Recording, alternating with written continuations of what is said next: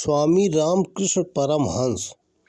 स्वामी रामकृष्ण परमहंस के साथ हाजरा महाशय रहा करते थे। एक बार वे उनके साथ कोलकाता के किसी भक्त के घर गए। लौटते समय वो अपना अंगोछा वहीं भूल आए। स्वामी रामकृष्ण परमहंस बोले, जो सांसारिक व्यवहार में सावधान नहीं रह सकता वो आध्यात्मिक क्षेत्र में क्या सावधानी बरतेगा।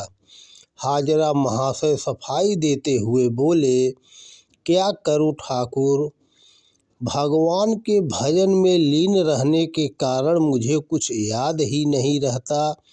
यह सुनकर रामकृष्ण परमहंस हंसते हुए बोले, हाजरा तू धन्य है जो भक्ति की इतनी उच्चावस्था में पहुंच गया है कि तुझे अन्य किसी का स्मरण ही नहीं रहता।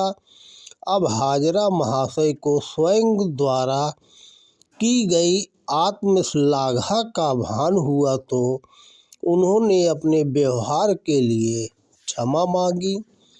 रामकृष्ण परमहंस कहा करते थे, एक हाथी है, उसे नहला धुला कर छोड़ दो, तब फिर वह क्या करेगा, मिट्टी में खेलेगा और शरीर को फिर से गंदा कर लेगा।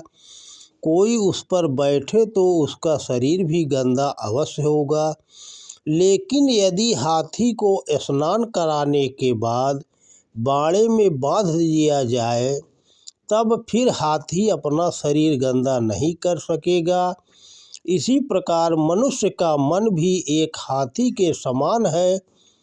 एक बार ध्यान साधना और भगवान के भजन से वह शुद्ध हो गया तो उसे स्वतंत्र नहीं कर देना चाहिए। इस संसार में पवित्रता भी है, गंदगी भी है। मन का स्वभाव है, वह गंदगी में जाएगा और मनुष्य देह को दूषित करने से नहीं चूकेगा। इसलिए उसे गंदगी से बचाए रखने के लिए एक बाड़े की ज़रूरत होती है जिसमें वह घिरा रहे, गंदगी की संभावनाओं वाले स्थानों में न जा सके।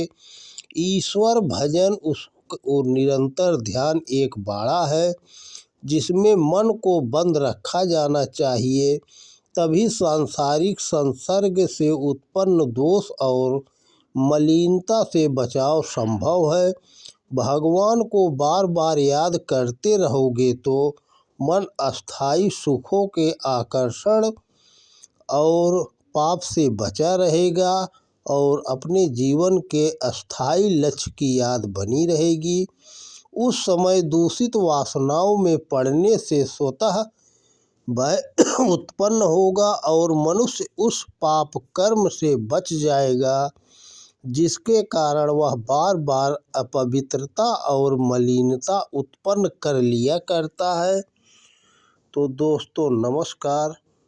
वीडियो पसंद आए तो ज़्यादा से ज़्यादा शेयर करें।